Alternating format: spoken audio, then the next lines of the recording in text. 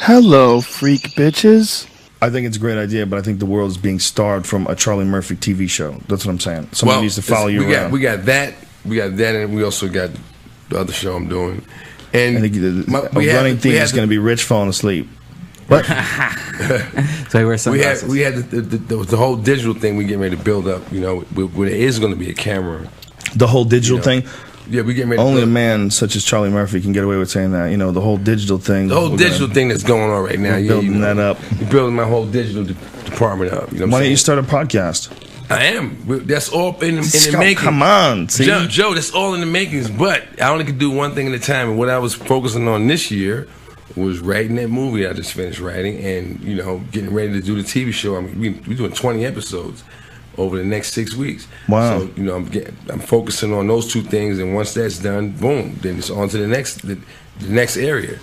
I don't sit back on my hunches at all. Definitely not. You got DVDs, books, movies, everything. Like you go to your website. Everything but a wife, man. You know? Exactly. I keep working hard. I'll have one eventually. It's got to be hard to marry after your wife dies. What does it feel like? It's not gonna be hard to marry. No? It's hard to be single. Right. Being single sucks, man. Does it? Especially if you got kids, because, like, I have to sneak to have sex, man. Right. Now, come on, man. You go through that when you're in high school. But if you're a person that you're married to happens to pass away or whatever, you can't bring chicks around and bone them. Right. Kids, you can't do that, man. Especially not being loud. Are you loud? You can't sneak them up to the room or any of that. Because when they come in, if you have a daughter, she's gonna go, "Hey, who is that?"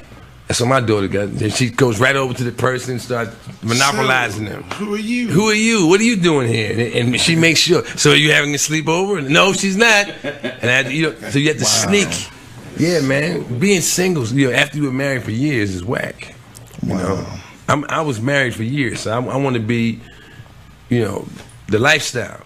My wife is gone, but the lifestyle, I miss that, man. Definitely. Being single sucks, man. Single chicks don't cook for you. You don't want them to cook for you. You don't even trust them. Especially if they suggest to you, would you like some spaghetti? No. Are you okay? Are you okay? No. You gotta be married to trust them to, enjoy those things. Well, it's also got to be hard when you're on the road.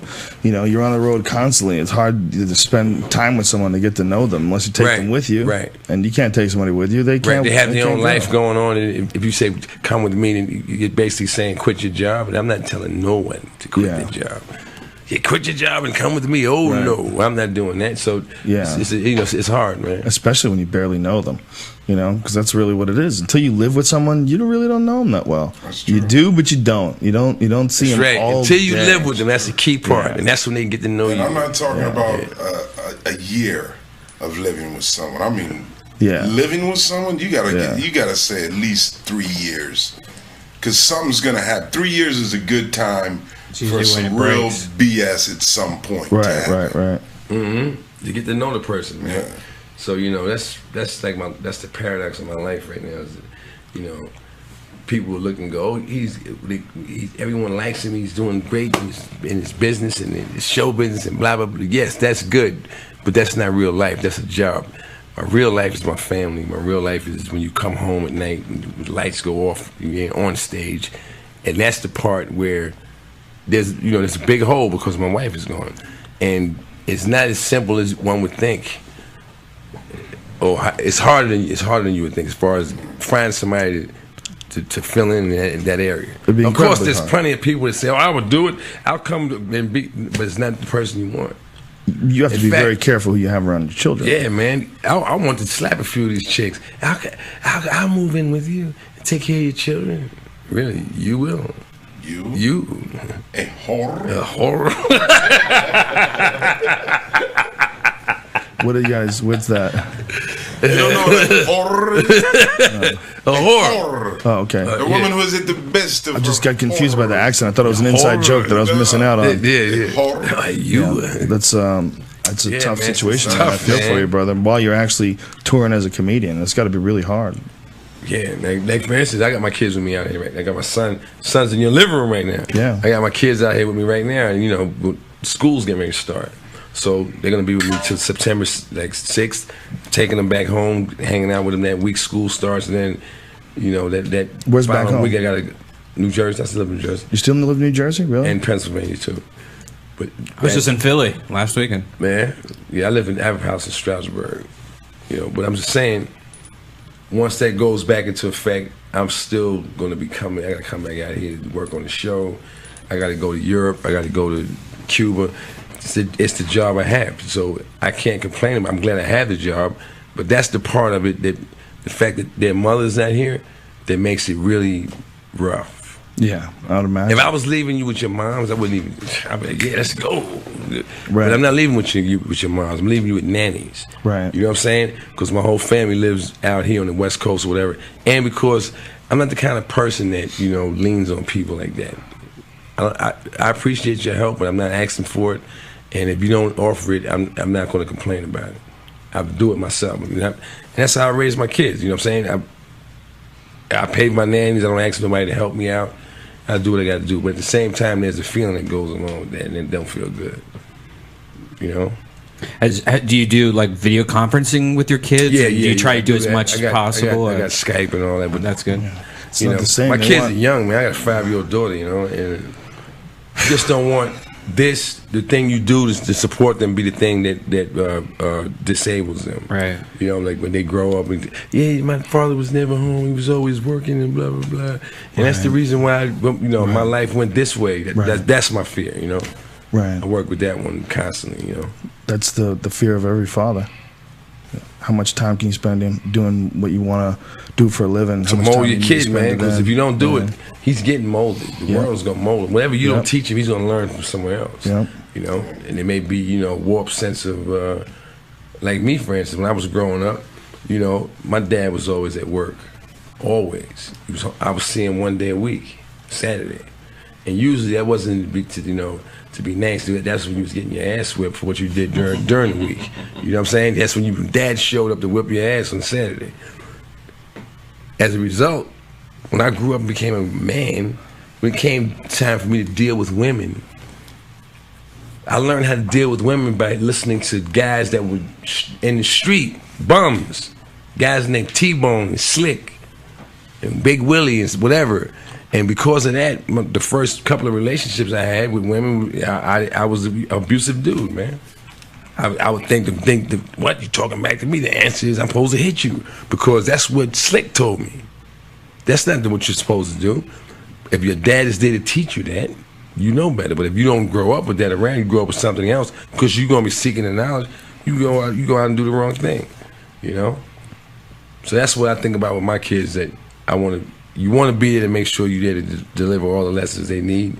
But then when you go, half my team is gone, and there's nothing I can do about that, it makes it real scary. Especially when you start looking at, all the people who are talking about they want to be the replacement. You go, hey, you must be out of your mind. You think I'm going to bring you around? I mean, our relationship is fine over here. But you think I'm going to bring you? I think we found the show.